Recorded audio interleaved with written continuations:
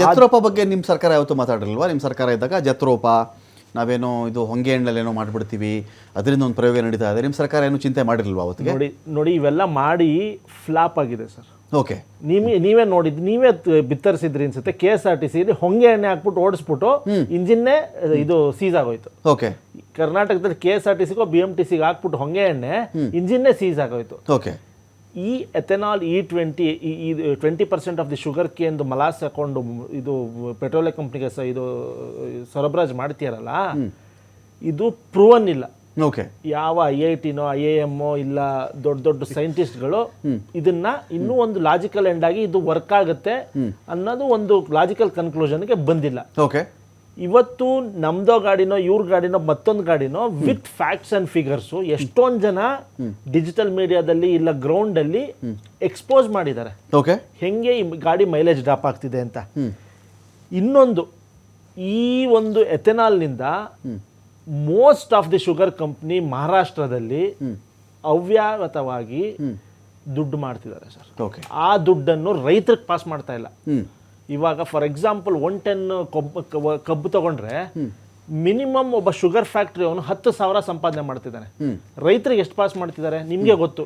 ರೈತರ ಪರವಾಗಿ ನೀವು ಒಂದು 2,000 2,500 ಇಲ್ಲ 2,500 ಕೊಡ್ತಾರೆ ನೋಡಿ. ಒಂದು ಎಥೆನಾಲ್ ಇಂದ, ಒಂದು ಶುಗರ್ ಇಂದ, ಇನ್ನೊಂದು ಮಲಾಸ್ ಇಂದ ಬೈ ಪ್ರಾಡಕ್ಟ್ಸ್ ನ ಟೋಟಲ್ ಅರ್ನಿಂಗ್ ಪರ್ ಟನ್ 1 ಟನ್ಗೆ 10,000 ರೂಪಾಯಿ ರೈತನಿಗೆ ಅವನ ಪಾಲನ್ನು ಕೊಟ್ಬಿಟ್ಟು ಪೆಟ್ರೋಲ್ಗೆ ಎಥೆನಾಲ್ ಮಿಕ್ಸ್ ಮಾಡ್ಬಿಟ್ರೆ ನಿಮ್ಗೆ ಏನು ಸಮಸ್ಯೆ ಇಲ್ವಾ? ನೋಡಿ ಅದೆಲ್ಲ ನೋಡಿ, ಇಲ್ಲಿ 2 ತರ ನೋಡಬೇಕು ಸರ್.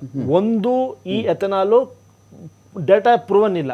ಓಕೆ, ಡೇಟಾ ಪ್ರೂವನ್ ಇಲ್ಲ. ಇದು ಪ್ರೂವ್ ಆಗದಿರೋದನ್ನ ಇವರು ಎಕ್ಸ್ಪೆರಿಮೆಂಟ್ ಮಾಡ್ತಾ ಇದ್ದಾರೆ. ಅವ್ರ ಮಗನ ಕಂಪನಿ, ಸಂಬಂಧಿಕರ ಕಂಪನಿಗಳಿಗೋಸ್ಕರವಾಗಿ ಇಲ್ಲಿರೋ ಎಥೆನಾಲ್ ತಗೊಂಡೋಗಿ ಇಲ್ಲಿ ಮಿಕ್ಸ್ ಮಾಡ್ಬಿಟ್ಟು ನೀವು ಮಾರಬಿಡಿ ಅಂತ ಹೇಳ್ತಾ ಇದ್ದಾರೆ. ಮಗನ ಕಂಪನಿ ಶೇರ್ಗಳು ನೋಡಿದ್ರೆ ಇದು 43 ರೂಪಾಯಿ, 1,406 ರೂಪಾಯಿ ಆಯಿತು. ಇದು ಆಲ್ಮೋಸ್ಟ್ 31 ಟೈಮ್ಸ್, 31 ಪಟ್ಟು ಜಾಸ್ತಿ ಆಯಿತು ಶೇರಿನ ಬೆಲೆ ಅಂತ ಇವರು ಮಾತಾಡ್ತಾ ಇದ್ದಾರೆ. ಏನು ನಿಮ್ಮ ವಾದ ಇದೆ ಎಥೆನಾಲ್ ವಿಚಾರಕ್ಕೆ ಸಂಬಂಧಪಟ್ಟಂತೆ ಅಂತ? ಸರ್, ಒಂದು ನಮ್ಮ ಸ್ನೇಹಿತರು ಸ್ವಲ್ಪ ಗ್ಲೋಬಲಿ ನಾಲೆಜ್ನ ತಿಳ್ಕೊಬೇಕಾಗತ್ತೆ. ಎಥೆನಾಲ್ ನಮ್ಮ ಇಂಡಿಯಾದಲ್ಲಿ ಮಾತ್ರ ಯೂಸ್ ಮಾಡ್ತಾ ಇರೋದಲ್ಲ, it is been proven and used in Brazil. Okay, Brazil ಅಲ್ಲಿ ನಿಮಗೆ ಅತಿ ಹೆಚ್ಚು ಎಥೆನಾಲ್ನ ಉತ್ಪಾದನೆ ಮಾಡುವಂಥದ್ದು. And in fact they are the number 1 sugar cane producer in the world. So and it's been ಕಾಫಿನೂ ಸೇರಿಸ್ಕೊಳ್ಳಿ. ಎಸ್. ಎರಡನೇದು, ನಿಮಗೆ ಈಗ E20 ಪೆಟ್ರೋಲ್ ಜೊತೆಗೆ ಏನು ಎಥೆನಾಲ್ನ ಯೂಸ್ ಮಾಡ್ತಾ ಇದ್ದಾರೆ, ಇಟ್ ಈಸ್ ಆಲ್ ಅಬೌಟ್, ಈಗ ಜನರಲ್ ಆಗಿ ಕಾಮನ್ ಆಗಿ ನಮ್ಮ ದೇಶದಲ್ಲಿ, ನಮ್ಮ ರಾಜ್ಯದಲ್ಲಿ ಇರೋರ್ಗೆ ಅರ್ಥ ಆಗೋ ಥರ ಹೇಳಬೇಕು ಅಂತ ಹೇಳಿದ್ರೆ, ಇವಾಗ ಇಂಜಿನ್ಸ್ ಅಲ್ಲಿ B4, B6, B8 ಈ ರೀತಿ ಎಲ್ಲ ಬರ್ತಾ ಇದೆ. ಸೊ ಇವಾಗ ನಿಮಗೆ ನೇಚರ್ ಅಂತ ನಾವು ಹೇಳಿದಾಗ, ಕ್ಲೈಮೇಟ್ ಕಂಟ್ರೋಲ್ ಆ ಒಂದು ನಾರ್ಮ್ಸ್ ನ ತಂದಾಗ ಏನಾಗುತ್ತೆ, ನಾವು ಕೆಲವೊಂದು ಮಿಕ್ಸ್ಚರ್ಸ್ ನ ತಂದ್ಬಿಟ್ಟು ಇದ್ರಲ್ಲಿ ಆಡ್ ಮಾಡ್ತಿರ್ತೀವಿ ಬಿಕಾಸ್ ಆಫ್ ದ ನೇಚರ್ ಅಂತ ಅನ್ಕೊಂಡು. ಸೊ ಇವಾಗ B6 ಇಂಜಿನ್ ಅಂತ ತಗೋಬಹುದು. ಸೊ ಈಗ B6 ಇಂಜಿನ್ ಅಲ್ಲಿ ಇಂಜಿನ್ ನ ಮಾಡಿಫಿಕೇಶನ್ ಮಾಡಿದ್ರು. ಸೊ ಇವಾಗ ಇಲ್ಲಿ ಎಥೆನಾಲ್ ನ ಯೂಸ್ ಮಾಡಬೇಕಾದ್ರೆ ಕೂಡ ನಮ್ಮ ಇಂಜಿನ್ಸ್ E20 ಎಥೆನಾಲ್ ಗೆ ಮಾಡಿಫಿಕೇಶನ್ಸ್ ಗಳು ಆಗಿದ್ಯಾ ಆಗಿಲ್ವಾ ಅನ್ನೋದು ಟೆಕ್ನಿಕಲ್ ಕ್ವೆಶ್ಚನ್. ಈಗ ಒಂದು ವೇಳೆ technically it is been modified ಅಂತ ಹೇಳಿದ್ರೆ it is easy to use. So there is no technical issues on that. ಒಂದು. ಎರಡನೇದು, ಇನ್ಶೂರೆನ್ಸ್ ಏನ್ ಕ್ಲೈಮ್ ಮಾಡ್ತಾ ಇದೆಯಾ ಇಲ್ವಾ ಅನ್ನೋದು ಹಾಗೆ ಪಾಲಿಸಿ ಮೇಕಿಂಗ್ ಬೇಕಾಗುತ್ತೆ, ಅದನ್ನ ಇನ್ಕ್ಲೂಡ್ ಮಾಡ್ಕೋಬೇಕು ಅಂತ ಚೇಂಜಸ್ ನ ಮಾಡ್ಕೊಂಡು ಬರ್ಬೋದು ನಾವು. ರಿಷಿಕ್, ಇಲ್ಲಿ ಏನಂದ್ರೆ, ಈಗ ಎಥೆನಾಲ್ ಯಾವ ಒಂದು ಪೆಟ್ರೋಲ್ಗೋ ಮಿಕ್ಸ್ ಮಾಡಿದ್ರೆ ಅಂತ ಅಂದ್ಕೊಳ್ಳಿ, ನನಗೆ ಒಂದೇ ಪೆಟ್ರೋಲ್ ಬಂಕಲ್ಲಿ ನನಗೆ ಆಪ್ಷನ್ ಇದೆಯಾ? ಈಗ ನಾನು ಇವತ್ತೊಂದು ಗಾಡಿ ತೊಗೊಂಡಪ್ಪ, ಈ ಎಥೆನಾಲ್ ಮಿಕ್ಸ್ ಮಾಡಿರೋ ಒಂದು ಪೆಟ್ರೋಲ್ಗೆ ಈ ಎಂಜಿನ್ ಓಕೆ ಅಂತ ಇದೆ, ಸರಿ ನನಗಿದು ಬೇಡಪ್ಪ, ನಂದು ಹಳೆ ಗಾಡಿ, ನಂದು 8 ವರ್ಷದ ಹಳೆ ಗಾಡಿ, 4 ವರ್ಷದ ಹಳೆ ಗಾಡಿ, ಅವತ್ತಿಗೆ ಇದು ಬಂದಿರಲಿಲ್ಲ, ನಾನು ದುಡ್ಡು ಹಾಕ್ಬಿಟ್ಟಿದ್ದೀನಿ, ರೋಡ್ ಟ್ಯಾಕ್ಸ್ ಕಟ್ಟಿದ್ದೀನಿ, ರೋಡಲ್ಲಿ ಹೋದರೆ ಟೋಲು ಕಟ್ಟಬೇಕು ನಾನು, ಎಲ್ಲ ಇದೆಯಲ್ಲ, ನನಗೆ ನೀನು ಪೆಟ್ರೋಲ್ ಕೊಡಪ್ಪ, ನನಗೆ ಪ್ಯೂರ್ ಪೆಟ್ರೋಲ್ ಇದೆ ಅದು ಕೊಡು, ನೀನು ಕೊಡುವ ಪೆಟ್ರೋಲ್ ನನ್ನ ಇಂಜಿನ್ ಸೂಕ್ತವಾಗಬೇಕು, ನನಗೆ ಎಥೆನಾಲ್ ಮಿಕ್ಸ್ ಮಾಡೋದು ಕೊಟ್ಟರೆ ನನ್ನ ಇಂಜಿನ್ ಓಡಲ್ಲ, ನಾನೇನು ಮಾಡಲಿ?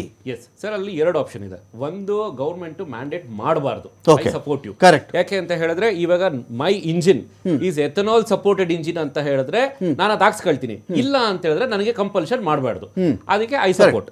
ಇನ್ನು ಎರಡನೇ ವಿಚಾರ, ಈಗ ಪೊಲಿಟಿಕಲಿ ಮಾತಾಡೋದಾದ್ರೆ ನಮ್ಮ ಸ್ನೇಹಿತರು ಹೇಳ್ತಾ ಇದ್ರು, ಅವರು ಓತ್ ತಗೊಂಡಿರ್ತಾರೆ, ಡೈರೆಕ್ಟ್ಲಿ ಅವ್ರು ಇಂಡೈರೆಕ್ಟ್ಲಿ ನಾವು ಮಾಡುವಂತ ವ್ಯವಹಾರಗಳಲ್ಲಿ ಅದೇನು ಇನ್ಫ್ಲೂಯೆನ್ಸ್ ಆಗಬಾರ್ದು ಪಾಲಿಸಿ ಮೇಕಿಂಗ್ ಅಂತ ಹೇಳಿದ್ರು.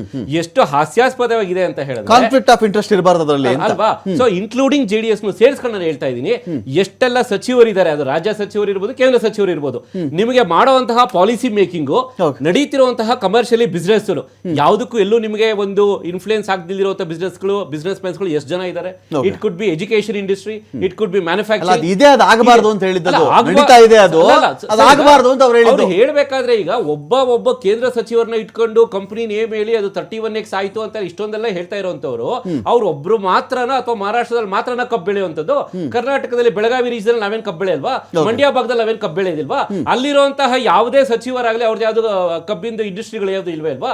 ಸೊ ಹಾಗಾದ್ರೆ ಇವ್ರು ಹೇಳೋ ತರ ಈಗ ಕರ್ನಾಟಕದಲ್ಲಿ ಈಗ ಬೆಳಗಾವಿ ಅಥವಾ ಮಂಡ್ಯ ಭಾಗದಲ್ಲಿ ಏನು ಕಬ್ಬು ಬೆಳೆಯೋ ಸಚಿವರುಗಳೆಲ್ಲ ಇದಾರಲ್ವಾ, ಅವ್ರುಗಳು ಇದ್ರಲ್ಲಿ ಶಾಮೀಲಾಗಿದ್ದಾರೆ. ಇವಾಗ ರಾಜ್ಯ ಸರ್ಕಾರ ಇವ್ರದೇ ಇದೆ. ಸೊ ಹಾಗಾದ್ರೆ ನಾಳೆ ಈಗ E20 ಏನಾದ್ರು ತಗೊಂಡ್ಬಂದ್ರೆ ಕರ್ನಾಟಕದಲ್ಲಿ ನಾವೇ ಅವ್ರಿಗೆ ಸಪ್ಲೈ ಮಾಡ್ತೀವಿ ಏನದು ಶುಗರ್ ಕೇನ್ ಮೊಲಾಸಿಸ್ ಆಗಿರುವಂತಹ ಇದು ಫ್ಯೂಲ್ ಅಂತ ಹೇಳಿದ್ರೆ, ಹಾಗಾದ್ರೆ ಇವರು ಅದರಲ್ಲಿ ಶೇರ್ ಹೋಲ್ಡರ್ಸ್ ಆಗಿದ್ರೆ, so that is illogical. But ಅವ್ರ ವಾದ ಏನು ಅಂತ ಹೇಳಿದ್ರೆ ಕಂಪಲ್ಷನ್ ಮಾಡಬಾರ್ದು ಅಂತ ನಾನು ಒಪ್ಕೊಳ್ತೀನಿ, because of the engine safety ಅಥವಾ